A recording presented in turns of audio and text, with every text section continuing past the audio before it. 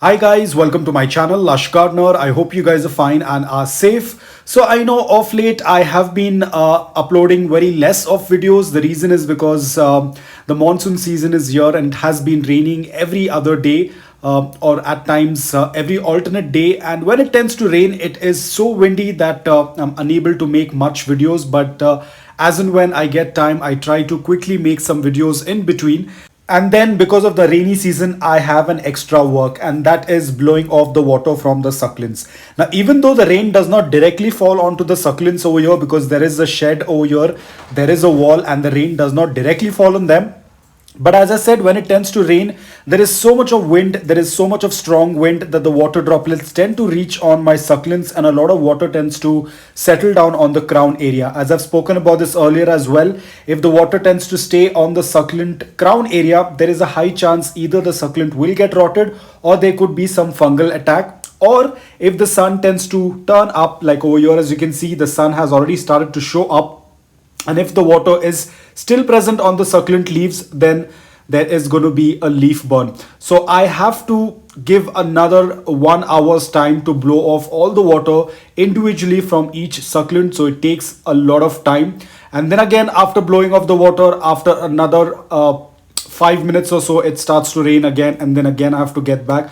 Now the issue over here is I cannot put a plastic sheet because it's very windy, and even if I'm going to tie the plastic to something, the wind is so strong it will tear off the plastic.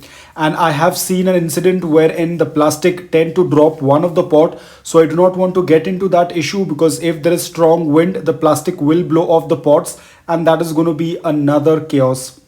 So as you can see, I have to individually start blowing off all the water from the succulent leaves, because I do not like to keep any water droplets on the succulent leaves, because that can either lead to a rot or they could be burns. Because you can see right now it just rained, the rains have gone and it's already sunny. But luckily this place where I have placed these succulents, the sun is not very strong.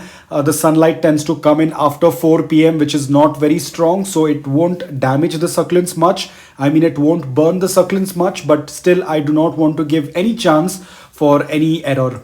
So apart from that, you can see my pots are also made out of papercrete. They are very porous, so in case if there is any excess water in the pot, it tends to quickly get dried out. It quickly gets absorbed by the pot, and all of the excess moisture tends to get pulled out from the pot. So I have couple of succulents over here, and you can see because of that good amount of light, now it receives a good amount of morning direct sunlight for 5 to 6 hours, after which after 4 p.m it tends to again get the evening sunlight. So it gets a good amount of light. There is light throughout the day. That's the reason why you can see they are very colored.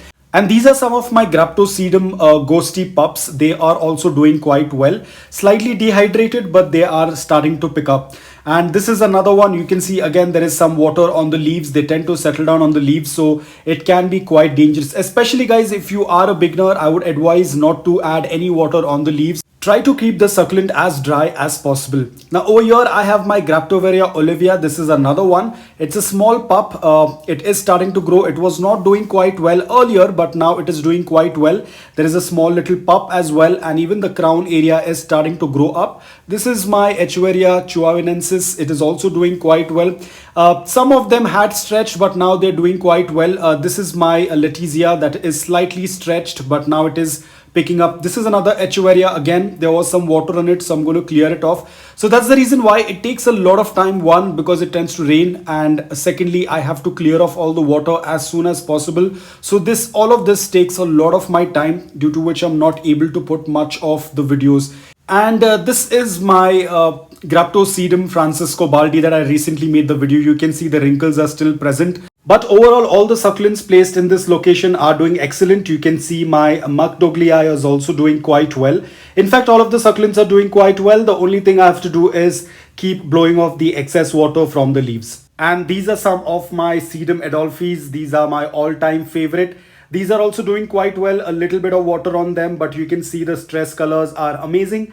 As I said, it gets a good amount of morning direct sunlight for 5 to 6 hours, after which there is indirect bright light during the afternoons, and then again they get direct evening sun. So all of them are doing quite well. The stress colors are present. So guys, I hope that you liked this video. If you did, please hit the like button. If you're new to my channel, please consider subscribing to it. Until then, take care, stay safe, and keep propagating.